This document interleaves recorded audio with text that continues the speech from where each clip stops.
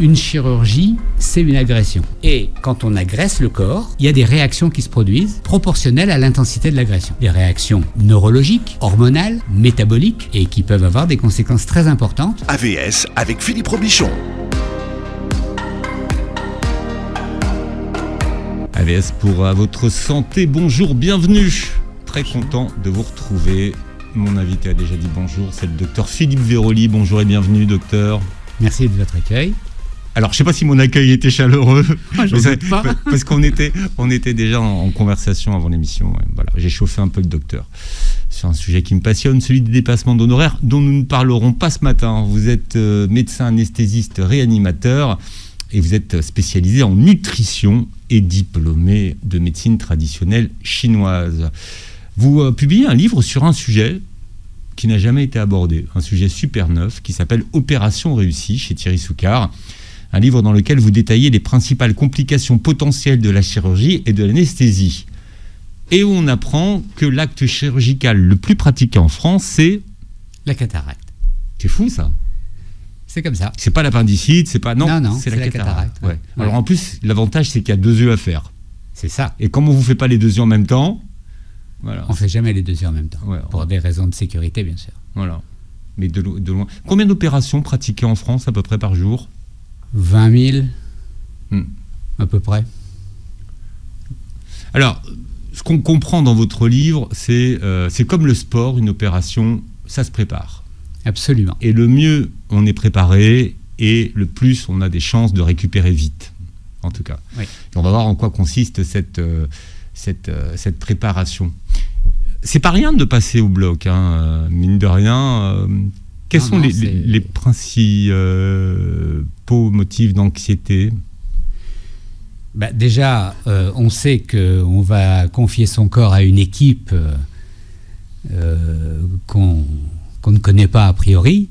Donc on a peur que ça se passe mal, on a peur de ne pas se réveiller si on est endormi complètement, on a peur des complications, on a peur que le résultat ne soit pas celui attendu, la peur de l'inconnu, la peur d'avoir mal. Donc il y a énormément de raisons tout à fait valables d'être inquiet quand on doit aller se faire opérer. C'est tout à fait légitime. Oui, on n'y va jamais très serein, finalement. Non, on préférerait ne pas y aller en général. Ouais.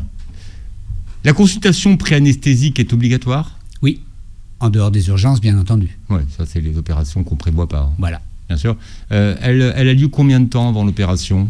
Alors, le délai est variable, ça dépend de l'opération qu'on doit subir, mais légalement, elle doit avoir lieu au minimum 48 heures avant l'intervention prévue. Alors 48 heures, ça paraît presque juste pour...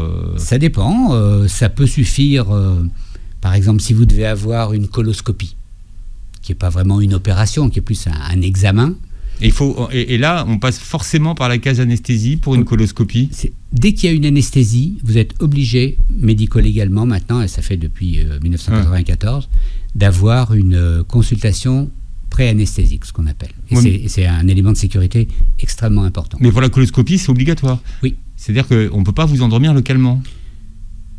Si vous n'avez pas d'anesthésie générale, la consultation d'anesthésie n'est pas obligatoire. Mais si l'anesthésiste intervient, c'est-à-dire qu'il s'occupe de vous, pour vous injecter un sédatif ou même ne serait-ce que vous surveiller, là, il faut une consultation. Et on ne fait plus aujourd'hui de coloscopie sans anesthésie. D'abord parce que l'anesthésie locale, ça n'existe pas pour les coloscopies. C'était ma question. Oui. Parce que comme on est encore dans le mois de mars bleu... Oui, mais on ne peut pas faire de coloscopie sous anesthésie locale. Ouais, c'est le donc soit on vous endort, soit on ne vous endort pas. Et si on vous endort, il faut un anesthésiste et donc il faut une consultation d'anesthésie. D'accord. Ça fait combien de temps que vous êtes anesthésiste ? 40 ans bientôt. Oui. Qu'est-ce qui a changé en 40 ans dans la façon dont on endort les gens ? Est-ce que c'est finalement les mêmes protocoles ou il y a eu beaucoup d'avancées en termes d'anesthésie ? Alors, comparativement au début de ma pratique et avec maintenant qui est à la fin de ma pratique, je dirais que ça n'a plus rien à voir. C'est-à-dire que ça a été totalement transformé en termes de sécurité d'abord. Quand j'ai commencé l'anesthésie, pour vous dire, en 84, il y avait pas de salle de réveil obligatoire, pas de consultation d'anesthésie obligatoire, énormément de règles de sécurité n'existaient pas. Mmh. Et année après année, on a vu des normes de sécurité s'installer et augmenter avec un bénéfice énorme, puisque la consultation d'anesthésie et la salle de réveil obligatoire ont fait diminuer la mortalité par 20. C'est pas rien. Hein. Voilà. Et d'autre part, les techniques de surveillance se sont énormément améliorées. Quand j'ai commencé, la surveillance, c'était un peu basique. Hein. Et maintenant, c'est... C'est-à-dire ? C'est-à-dire qu'on vous prenait la tension avec un appareil qu'on gonflait à la main. On n'avait pas de saturomètre pour surveiller l'oxygénation du sang, alors que maintenant, on en a même en vente dans les grandes surfaces. Hein. Et je vous passe plein d'autres éléments de sécurité très importants qui n'existaient pas. Donc, énorme progrès dans le domaine de la surveillance et de la sécurité, énorme progrès dans les médicaments utilisés. Tous ceux qui étaient utilisés quand j'ai commencé n'existent plus. Ils sont à base de quoi, les médicaments, pour vous endormir ? Alors, il y a plein de sortes de médicaments. C'est du curare, non ? C'est quoi ? Il y a plein de sortes de médicaments. Alors, expliquez-nous. Bon, je vais vous dire rapidement. Il y a une classe de médicaments pour induire le sommeil. Donc, pour vous faire dormir. Bon. On appelle ça des hypnotiques. Donc, aujourd'hui, alors, ils peuvent être intraveineux ou par inhalation. Alors, intraveineux, c'est actuellement, celui qui est quasiment utilisé partout, c'est le propofol. Un produit blanc qu'on vous injecte. Ah oui, c'était très popularisé par Michael Jackson. Ouais. Plus exactement par son cardiologue qui a utilisé un médicament qu'il ne savait pas utiliser dans des conditions honteuses. Résultat, il y en a un qui est mort et l'autre qui est en prison. Comme quoi, il faut faire les choses quand c'est votre métier. Et voilà. Donc, il y a des produits pour dormir. Après, il y a des produits pour lutter contre la douleur. C'est pas la même chose. Vous pouvez dormir en ayant mal. Donc, les produits pour lutter contre la douleur qu'on utilise au bloc, c'est des morphiniques, donc des dérivés de la morphine. Alors, au début, ils étaient 20 fois plus puissants. Après, on en a eu des 100 fois plus puissants. Maintenant, on en a des 500 fois plus puissants. Donc, de plus en plus puissants, de plus en plus efficaces. Et il y a plein d'autres techniques pour pas avoir mal, dont je parle dans le livre. Et il y a une troisième classe de médicaments qu'on utilise parfois, mais pas toujours. C'est les médicaments pour vous paralyser, et c'est ce que vous disiez, c'est les curares. Parce que, par exemple, si un chirurgien doit vous opérer le ventre, il a besoin que vos muscles soient détendus. Et ça, il ne peut pas vous opérer si vos muscles ne sont pas détendus. Or, le fait de dormir avec un hypnotique et le fait de ne pas avoir mal grâce au morphinique ne suffit pas. Il faut en plus rajouter donc un curare qui, lui, va relâcher vos muscles. Donc voilà les trois classes principales de médicaments qu'on utilise pour une anesthésie générale. Bien. Je vous pose la question parce qu'autant vous parlez de la prise en charge de la douleur dans votre livre, mais vous parlez pas des classes de médicaments qui sont utilisées. Non, parce que... Moi, ça m'intéresse. Oui, parce qu'en fait, le livre, il s'appelle Opération réussie. Donc, c'est les conseils qu'on donne aux gens pour avoir une opération qui se passe bien. Et non pas dormir pendant son opération. Donc, savoir quel médicament on va utiliser pour dormir, ils n'ont aucune prise là-dessus, parce que ça, c'est le boulot de l'anesthésiste. Et bien sûr, j'aurais pu détailler non, mais c'est bien ça. C'est bien fait pour moi. Mais ça n'a pas d'intérêt direct pour le lecteur. J'aurais pas dû vous poser la question. Bien. Alors, c'est comme les opérations, une consultation donc pré-anesthésique, ça se prépare. Quelles sont les questions que vous devez poser à votre anesthésiste ? Alors, en fait, si vous ne préparez aucune question, rassurez-vous, l'anesthésiste va vous en poser plein. Il va vous poser des questions sur votre état de santé général, vos antécédents médicaux, vos antécédents chirurgicaux, vos allergies. Enfin, il y a une grande liste de questions qui sont systématiquement posées et qui vont permettre à l'anesthésiste de cerner votre risque. Donc, voir votre état de santé et quels sont les risques que vous fait courir votre état de santé d'une part, l'opération spécifiquement d'autre part, et l'association des deux. Ce qu'on appelle le risque anesthésique. C'est le risque anesthésique, et il y a une classification utilisée dans le monde entier, qui s'appelle la classification ASA, qui permet de savoir si vous êtes avec un risque minimal, et là on vous classe ASA 1, le risque 0 n'existant pas bien entendu, et vous pouvez aussi avoir un risque maximal, et là vous êtes classé ASA 4. Donc si vous n'arrivez avec aucune question, c'est pas grave, il va vous les poser. Par contre, vous pouvez, vous, avoir des questions que vous avez envie de poser et que l'anesthésiste ne va pas forcément aborder. Donc là, vous pouvez les écrire sur un petit papier pour ne pas les oublier et les lui poser à l'occasion de cette consultation. Mais ce n'est pas obligatoire de venir avec des questions. 3 types d'anesthésie, générale, loco-régionale et locale. Qu'est-ce qui détermine le type d'anesthésie dont vous allez bénéficier? Alors, d'abord, avant tout, le geste chirurgical. Il y a des opérations qui ne peuvent se faire que sous anesthésie générale. Ensuite, il y en a d'autres où vous pouvez avoir le choix entre anesthésie générale ou loco-régionale. Donc là, ça va être en fonction du choix du patient et de la discussion entre l'anesthésiste et le patient. Et il y a énormément de facteurs qui rentrent en compte. Il y a le terrain, les maladies, les médicaments qu'on prend. Donc il y a beaucoup de l'âge. Donc il y a beaucoup de critères. Et ça, on ne peut pas donner une généralité comme ça. C'est au cours de la consultation d'anesthésie, en fonction justement du patient qu'on a en face de soi, qu'on va décider avec le patient quelle technique on utilise.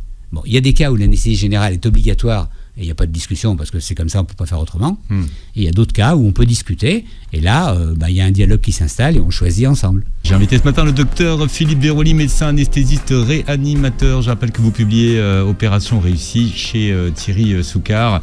On parlait de la première étape, c'est la consultation de pré-anesthésie. Je vous disais que moi ça me foutait une peur bleue l'anesthésie parce que ma maman s'était réveillée au cours d'une opération au cours de l'anesthésie. Donc c'est fréquent ça? Alors fréquent non, mais ça arrive. Alors, j'aime bien parce que tout à l'heure vous m'avez pas dit ça. Vous m'avez dit c'est plus fréquent qu'on croit. Oui, il n'y a pas de contradiction entre les deux. Ouais. C'est plus fréquent qu'on croit, mais c'est pas fréquent. C'est pas exceptionnel. Et qu'est-ce qu'on fait quand le patient se réveille au cours de l'anesthésie? Alors, évidemment, on le rendort. Mais c'est pas si simple. C'est-à-dire que quand un patient se réveille, d'abord, qu'est-ce que ça veut dire se réveille? Pour le grand public, ça veut dire il recouvre sa conscience. Ça, c'est rare. Par contre, se réveiller pour un anesthésiste ou un chirurgien, ça n'a pas la même signification. Par exemple, un patient endormi curarisé. Le curare, alors tous les médicaments qu'on utilise, il faut comprendre qu'ils ont des demi-vies différentes. C'est quoi une demi-vie? Alors, c'est la durée, en gros, pour faire court et simple, c'est la durée d'action du produit une fois qu'on vous l'a injecté. Bon. Par exemple, je vous injecte un produit pour vous endormir. Vous restez endormi. Le produit pour endormir, il continue à agir. Mais le curare que je vous ai injecté pour détendre vos muscles, lui, il commence à s'éliminer. Et peut arriver un moment où le produit pour vous faire dormir continue d'agir, alors que le produit pour relâcher vos muscles n'agit plus. Donc vous dormez, mais vos muscles ils recommencent à se contracter. C'est logique. À ce moment-là, le chirurgien et l'anesthésiste disent « Ah, le malade se réveille ». Mais en fait, ça ne veut pas dire qu'il est conscient. Ça veut dire qu'il commence à donner des signes de réveil, là, pour le coup, musculaire. Bon, donc, qu'est-ce qu'on fait? On réinjecte du curare. Et on a des outils maintenant pour surveiller est-ce que le malade est bien curarisé, est-ce que le malade dort bien. Donc, ça, c'est des choses qui n'existaient pas avant, mais qui maintenant existent et peuvent être surveillées. Donc, c'est des problèmes qui surviennent beaucoup moins souvent. Alors, vous me disiez, votre maman, elle s'est réveillée pendant une opération. Donc, là, c'est le produit pour faire dormir qui s'est éliminé. Donc, qu'est-ce qu'on fait? On réinjecte du produit pour dormir, évidemment. Donc maintenant... C'est pas sans séquelles, hein. Émotionnellement, c'est pas du tout anodin. Alors peut-être que c'était à une époque où on gérait moins qu'aujourd'hui. En tout cas, il y a 20 ans, il n'y avait pas dans les blocs opératoires d'appareils pour surveiller la profondeur du sommeil.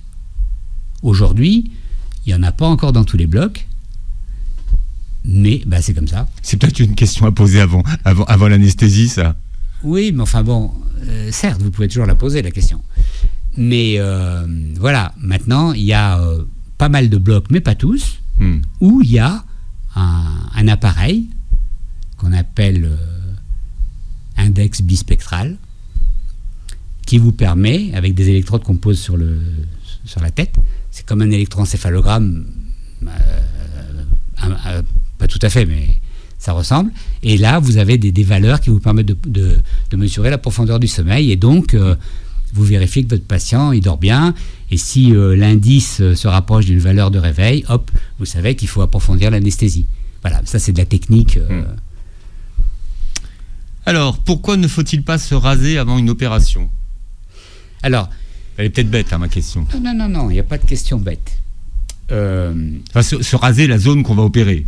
C'est pas se raser le... Non. Si on vous opère des jambes, vous avez le droit de vous raser la barbe avant d'aller au bloc. Bon. Mais la zone opérée est parfois recouverte de poils. Bon. Alors, il faut savoir que les poils, contrairement à ce qu'on croyait avant, ne sont pas une source d'infection. Avant une opération, on va vous demander de vous doucher avec du savon. Et comme ça, vous allez enlever pas mal de squames et d'excès de bactéries qui peuvent être présentes, même si vous avez une bonne hygiène. Hein, c'est pas la question. Et puis, avant d'opérer, le chirurgien va badigeonner la zone opératoire avec un produit désinfectant très puissant et qui, là, va, dans la zone opératoire, éliminer toutes les bactéries, de façon à ce que quand il va inciser la peau, ces bactéries ne puissent pas rentrer. Bon. Maintenant, si vous voulez enlever les poils, en vous disant je vais rendre service au chirurgien parce que mes poils vont le gêner. C'était l'idée de ma question. J'ai bien compris. Ouais. À ce moment-là, ce que vous risquez de faire, c'est de vous écorcher. Vous savez, quand un homme se rase, des fois il a une petite coupure. Bon. Moi, je le fais à la crème. Certes, mais bon, vous épilez à la crème. Oui, vous pouvez avoir une irritation, vous pouvez avoir une allergie. Donc, pas bonne idée. C'est pas une meilleure idée. Non. Donc, se raser avec un rasoir, surtout pas, parce que si vous vous coupez, ça fait une porte d'entrée pour les infections. Après, si vous voulez vous épiler avec une crème, vous pouvez, mais il y a toujours le risque que vous ayez une allergie locale. Le mieux, c'est de rien faire du tout. Et l'équipe chirurgicale, au moment de l'opération, si il est nécessaire de dépiler la zone, ce qui n'est pas toujours le cas, va utiliser une tondeuse spéciale qui sert au bloc opératoire et qui va couper court, c'est une tondeuse, qui va couper court les poils, de façon à ce que le chirurgien ne soit pas gêné dans son geste, mais qui ne va pas risquer de vous blesser et donc de favoriser des infections. Moralité, on laisse faire l'équipe, même pour gagner du temps. Oui. Pourquoi faut-il être à jeun pour une opération et il faut s'arrêter de manger combien de temps avant ? Alors ça, ce sont des instructions que vous donnera toujours l'anesthésiste lors de la consultation et on vous répétera ça une fois que vous serez hospitalisé. Il est très important d'être à jeun parce que quand vous êtes endormi complètement, votre glotte, qui se situe au fond de la gorge, reste ouverte. Normalement, la glotte, là où il y a des cordes vocales autour, ça se ferme quand vous avalez de la nourriture, pour que cette nourriture, elle aille dans l'œsophage puis l'estomac, et non pas dans les bronches. Oui, qu'elle ne fasse pas de fausse route. Voilà. Bon. Quand vous êtes endormi, ce réflexe n'existe plus. Donc, s'il y a de l'alimentation ou du liquide qui remonte de l'estomac par l'œsophage jusqu'à la gorge, ce liquide ou ces aliments pourraient aller dans la trachée, puisque la glotte est ouverte, provoquer une infection qui peut être gravissime. Donc, il faut que l'estomac soit vide pour qu'il n'y ait rien qui puisse remonter quand vous dormez. Et 6 heures, c'est suffisant pour vider l'estomac ? Alors, pour les aliments, oui. Sauf si on a des maladies particulières qui ralentissent la vidange gastrique. Mais pour quelqu'un en bonne santé qui n'a pas de maladie, 6 heures sans manger suffisent pour que l'estomac soit vide. Pour les liquides qu'on appelle clairs, c'est-à-dire non particulières, l'eau, le thé, le café, il suffit de 2 heures pour que l'estomac se vide. D'accord. Donc c'est tellement important que si vous n'êtes pas à jeun, au sens anesthésique du terme, c'est-à-dire 6 heures pour les solides, 2 heures pour les liquides clairs, votre intervention sera repoussée. Ce qui m'a passionné dans votre livre, c'est les conséquences d'une opération sur le corps et les effets de la chirurgie. Vous expliquez très précisément quelle est la réponse métabolique de l'organisme à ce que vous appelez le stress chirurgical. Parce qu'on ne sait pas, on se fait opérer, mais finalement on ne sait pas comment le corps va réagir. Absolument. Alors, une chirurgie, c'est une agression, évidemment, puisqu'on va blesser votre corps. Et ça, c'est... Plus l'intervention va être importante, donc là on oppose chirurgie majeure à chirurgie mineure. Tout à l'heure on parlait de cataracte. La cataracte, c'est un geste qui est peu agressif, ça dure pas longtemps, ça saigne pas beaucoup, on n'est pas beaucoup fatigué après, on se remet assez vite. C'est pas anodin, mais c'est peu agressif. Si vous comparez ça à l'ablation des intestins, ça n'a rien à voir. Voilà. Donc, quelle que soit l'intensité et l'importance du geste chirurgical, tout geste chirurgical est une agression. Et quand on agresse le corps, physiquement, émotionnellement aussi, mais c'est un autre débat, il y a des réactions qui se produisent proportionnelles à l'intensité de l'agression. Des réactions neurologiques, hormonales, métaboliques, et qui peuvent avoir des conséquences très importantes. Alors, l'anesthésie va limiter toutes ces réponses au stress chirurgical, mais ne pourront jamais les annuler totalement. Elles peuvent les diminuer le plus possible, mais il restera toujours quand même une agression à laquelle le corps devra réagir. Oui, c'est important de signaler. Mais finalement, c'est pas parce que momentanément on va anesthésier le corps qu'après il va pas se réveiller et que la douleur va pas se réveiller. Bien sûr, il n'y a pas que la douleur qui se réveille, il y a toute la réaction métabolique de l'organisme. Alors vous, ça se manifeste par la douleur, parce que c'est de ça qu'on se plaint, mais toutes vos réactions neuro-hormonales dont vous n'avez pas conscience, elles ont lieu et elles ont des conséquences très importantes en termes de taux de sucre dans le sang, en termes de fonte musculaire, enfin il y a Qu'est-ce beaucoup qui se passe au niveau de l'insuline ? Alors au niveau de l'insuline, bon, c'est un peu compliqué, on va peut-être pas trop rentrer dans les détails pour pas embrouiller. On peut simplifier. Oui, mais justement c'est ce qu'on va faire. Mais c'est intéressant. Donc déjà, dire ce que c'est l'insuline, parce que tout le monde ne le sait pas. On a fait beaucoup d'émissions là-dessus. D'accord. Donc c'est une hormone qui est globalement anabolisante. C'est-à-dire qui sert à construire du muscle notamment, et à faire rentrer le sucre dans les cellules. Bon. C'est la clé. Ouais. Après une opération, vous avez des modifications dans la sécrétion d'insuline et dans la sensibilité des cellules à l'insuline, et vous allez avoir de ce fait une fonte musculaire et une hyperglycémie. Et on parle des opérations. Voilà, 20 000 opérations par jour. C'est ce que nous disait mon invité, le docteur Philippe Véroli, tout à l'heure, qui publie Opération réussie chez Thierry Soucard. Alors, beaucoup de questions qu'on ne se pose jamais, ou alors qu'on se pose malheureusement quand on va devoir être opéré. Selon une étude américaine, les risques de complications dans les 90 jours suivant la sortie de l'hôpital sont réduits de moitié si un patient fait plus de 7500 pas par jour avant une intervention chirurgicale. Et c'est ce qu'on apprend dans votre livre. On disait tout à l'heure qu'une opération, ça se prépare. Il faut travailler sa condition physique, notamment par la marche. Pourquoi ? Alors effectivement, déjà, c'est assez simple à comprendre intuitivement. On sait que pour être en bonne santé, il est bénéfique d'avoir une activité physique régulière. Quand vous allez devoir faire face à une opération chirurgicale, c'est un petit peu comme une épreuve sportive. C'est un challenge qui se présente à vous. Et meilleure sera votre condition physique, votre état nutritionnel, votre état psychologique, meilleures seront vos chances de faire face à l'épreuve déjà et de récupérer plus vite. Voilà. Alors, effectivement, avoir une activité physique, c'est bon pour la santé en général, mais c'est aussi bon pour se faire opérer.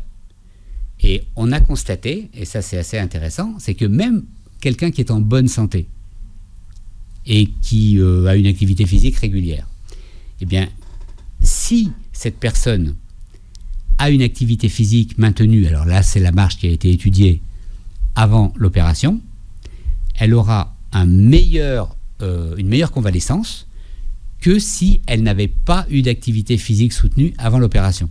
Donc même si vous êtes en bonne santé, il faut continuer à avoir l'activité physique la plus soutenue possible jusqu'au moment de votre opération. Et là, ça va améliorer votre récupération après. Alors dans votre livre, vous vous intéressez notamment à la nutrition, puisque vous êtes spécialiste en nutrition également. Vous vous intéressez à la place des protéines et vous nous expliquez que la cicatrisation consomme beaucoup de protéines que le corps va puiser dans les muscles. Donc finalement, il faut être blindé en protéines quand on va se faire opérer. Oui, et après. Absolument. Donc globalement, comme on ne peut pas toujours prévoir qu'on va se faire opérer, parce qu'il y a des opérations qui sont faites en urgence, la meilleure solution, évidemment, c'est logique, c'est d'être toujours prêt. Toujours prêt à faire face à une opération ou à d'autres problèmes imprévus. Et pour ça, être en forme, être bien nourri et être dans les conditions optimum aussi psychologiquement si c'est possible. Donc ça, c'est un challenge quotidien. Oui. Et effectivement... Mais moi, je ne savais pas que, par exemple, que la cicatrisation, ça tapait dans les protéines, par exemple. Si. En fait, c'est très important. La cicatrisation va consommer beaucoup de protéines. C'est un phénomène anabolique, la cicatrisation. Quand vous blessez des tissus, il faut les réparer. Et de même qu'après un entraînement sportif musculaire intense, vous avez cassé des fibres musculaires qu'il va falloir réparer, et ça va consommer des protéines. Pour réparer une blessure, donc qu'elle soit provoquée par un chirurgien ou par un accident, il va falloir beaucoup de protéines. Et si vous n'en avez pas assez, vous cicatriserez mal. Alors ces protéines, le corps va aller les puiser là où elles sont disponibles, c'est-à-dire dans les muscles. Et c'est pour ça qu'après une opération, vous avez une fonte musculaire. Parce que les protéines sont là, donc on les prend dans le muscle et donc le muscle fond. Ce qui fait que si vous donnez un apport protéique suffisant après l'opération, ça va limiter la fonte musculaire. Et donc il y a des opérations où ça n'a pas d'importance, quand c'est une opération mineure où il n'y a quasiment rien à cicatriser, et ça a une très grande importance dans des opérations très délabrantes, bien entendu. Avant, on appelait ça les maladies ou les infections nosocomiales. Alors aujourd'hui, on les appelle les infections associées aux soins. C'est la même chose. C'est la même chose. Mais il y a des changements de sémantique, parfois il y a des modes. Voilà. Nosocomial, c'était... c'est peut-être que le mot n'était pas joli. Ouais. Mais on parle de la même chose. Non, mais en fait, associé aux soins, ça sous-entend que c'est pas forcément à cause du soin. Alors que nosocomial, c'était vraiment de la faute de l'hôpital, quoi. Ça sentait vraiment le germe, tu sais, qui circulait dans les hôpitaux. Et tu dis, j'ai chopé une... Associé aux soins, ils ont édulcoré pour faire moins peur. J'ai attrapé une maladie nosocomiale à la clinique du sport. Il y a eu quelques affaires retentissantes. Comment est-ce qu'on peut les éviter ? Alors, il y a énormément de choses à faire, et ça fait partie justement des grands progrès. Vous me demandiez tout à l'heure, est-ce qu'il y a eu des progrès depuis que vous avez commencé ? Bon, les infections nosocomiales, quand j'ai commencé, personne n'en parlait. Et aujourd'hui, il y a des comités de lutte contre les infections nosocomiales, partout, c'est obligatoire. Moi, quand j'ai commencé à travailler, il n'y avait pas ce qu'on appelait de CLIN, de comité de lutte contre les infections nosocomiales. Ça n'existait pas. Et quand je me suis installé dans une clinique il y a 30 et quelques années, c'est moi qui ai créé et présidé le CLIN dans cette clinique et c'était la première clinique dans Paris où il y en avait un. Ça n'existait nulle part. Bon. Alors qu'aujourd'hui, c'est obligatoire. Donc vous voyez, c'est pour vous dire les progrès. Alors, donc pour prévenir ces infections associées aux soins, il y a avant tout des mesures d'hygiène à respecter de la part de l'établissement. Mais là, je parlais de soi-même. Hein. Ouais, non, mais il faut commencer quand même à dire un mot rapide. L'essentiel, il est là. L'essentiel, c'est les précautions que prennent les chirurgiens, toutes les équipes au bloc opératoire, donc la douche préopératoire, le badigeonnage cutané, l'asepsie pendant les gestes, pas de faute d'asepsie pendant l'opération. Ça, c'est la base. Maintenant, ça, c'est tout ce qui ne dépend pas du patient. C'est le boulot des professionnels. Mais, effectivement, le patient peut aider à ne pas avoir d'infection. Et comment ? En ayant une bonne immunité. On dit souvent en médecine intégrative, et on répète une phrase d'Antoine Béchamp qui disait le microbe n'est rien, le terrain c'est tout. Bon, c'est un peu exagéré à mon sens. Mais on y vient de plus en plus quand même sur cette notion de terrain. Non, mais au bloc opératoire, je veux dire, il faut quand même le microbe, c'est pas rien. Je veux dire, si vous opérez dans des conditions qui sont pas correctes, vous allez avoir des infections, même si l'immunité du patient est bonne. Parce que, bon, toute résistance a ses limites. Mais ce que je voulais dire, c'est que si un patient a une bonne immunité, c'est-à-dire une bonne capacité à se défendre, il aura beaucoup moins d'infections qu'un patient qui est immunodéprimé. Enfin, vous parlez d'immunonutrition. Oui, absolument. Alors, on peut être immunodéprimé gravement, comme dans certaines maladies, mais on peut aussi avoir une immunité un peu faiblarde, sans que ça soit une maladie, mais qui va quand même vous rendre plus susceptible aux infections. Et ça, on peut l'améliorer par une hygiène de vie et notamment une bonne alimentation qui va apporter suffisamment de nutriments bénéfiques à l'immunité. Et on peut donner des compléments pour améliorer l'état nutritionnel avant une opération, et ça, je le détaille beaucoup dans le livre. Alors, il y a ce qu'on appelle la récupération améliorée après chirurgie, 4 lettres, RAC. On appelle ça la RAC. Bon, ça existe toujours, la RAC ? Oui, bien sûr. En quoi ça consiste ? Alors, la RAC, c'est un concept qui est né dans les années 90 dans les pays du nord de l'Europe, qui s'est développé bien et qui a prouvé son utilité dans la qualité des suites opératoires. Donc, il s'agit de réhabilitation accélérée après chirurgie. Donc, c'est un ensemble de mesures qui vont être prises avant et après l'opération qui vont permettre une récupération plus rapide. Donc, c'est beaucoup de bon sens, en fait. C'est arriver à l'opération dans les meilleures conditions possibles, sur le plan de la condition physique, sur le plan de l'état respiratoire, sur le plan nutritionnel, sur le plan psychologique, et après, de maintenir cet état autant que possible après l'opération. Et là, vous avez des durées d'hospitalisation plus courtes, des qualités de récupération meilleures, et un résultat final de la chirurgie meilleur, avec moins de complications, moins d'infections post-opératoires. Bien, le choix du chirurgien, c'est important aussi, et de l'établissement. Bien sûr, bien sûr. Comment bien choisir un chirurgien ? Alors, il y a la renommée qui peut être le bouche à oreille ou la notoriété publique. Ça, c'est valable pour le chirurgien, c'est valable pour l'établissement. Donc, il y a des critères de qualité. Voilà. Un bon chirurgien qui a souvent des listes d'attente, il faut être recommandé aujourd'hui. On parle beaucoup de recommandations. C'est vrai que ça aide. Ça vous parle ou pas ? Oui, bien sûr. Normalement, vous vous adressez à votre médecin traitant qui, lui, connaît normalement des praticiens dans chaque domaine, parce qu'il va connaître un chirurgien qui opère bien, par exemple, la hanche ou le genou, un autre qui va bien opérer les intestins, voilà. Et donc, normalement, votre médecin généraliste va vous orienter vers un professionnel en qui il a confiance, avec qui il travaille régulièrement. Sinon, vous pouvez soit avoir des informations par le bouche à oreille, ou vous adressez à l'hôpital qui est près de chez vous, CHU ou pas CHU, et là, ça va dépendre un peu de votre chance. De votre chance, oui.